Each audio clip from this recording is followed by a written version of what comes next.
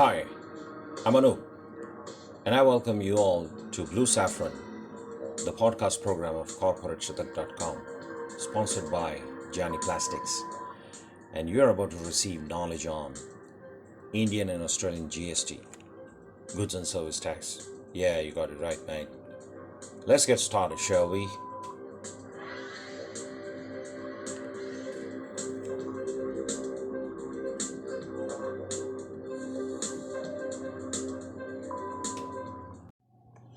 So, before the GST rollout in July 2017 in India, many companies were functioning under ever confusion with regards to tax paying.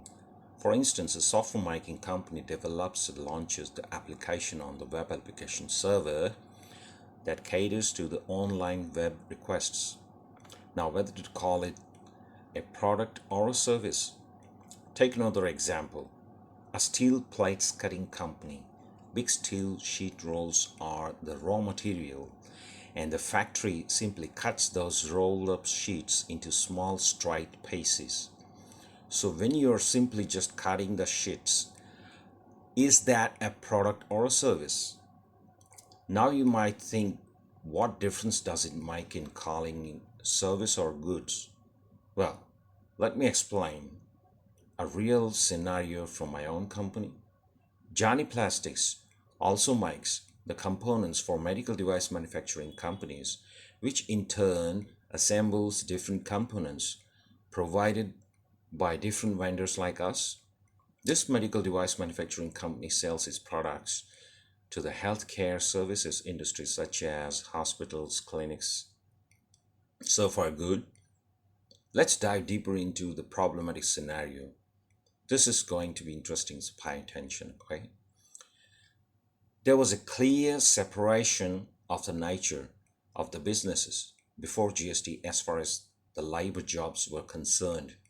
Sometimes customers required a special type of raw material or a compound that is not so easily available in the local market, maybe because those granules have to pass a stringent set of tests, or maybe the customer needs to keep the formula secret.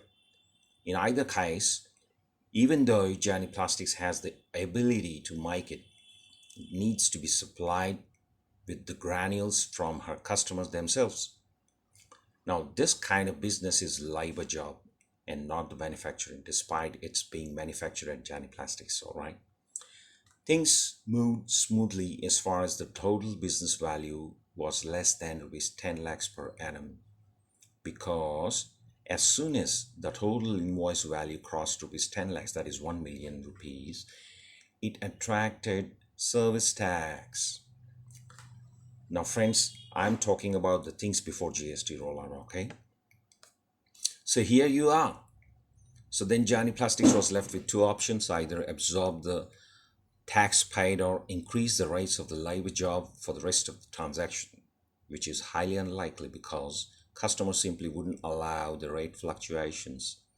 Not only that, if it passes on the burden of service tax to the medical device making company, the medical device making company cannot possibly pass it on over to her customers without increasing the base price of their medical device just because its labor job got a little expensive. Obviously, a big customer would not want to share the burden of her component manufacturer, so vendors like Jani Plastics had to bear the burden. This was how the MSMEs, that is micro, small, and medium enterprises, were facing suffocation.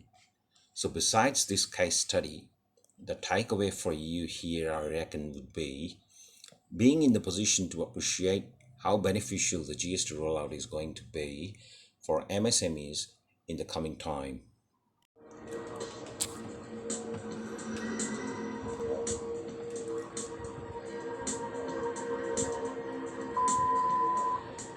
So, my dear listeners, I hope you enjoyed the audio. I also hope there was some takeaway for you. Signing off now. We'll come up with more interesting episodes. Till then, take good care of yourselves. Keep liking your one and only Blue Saffron. Cheers.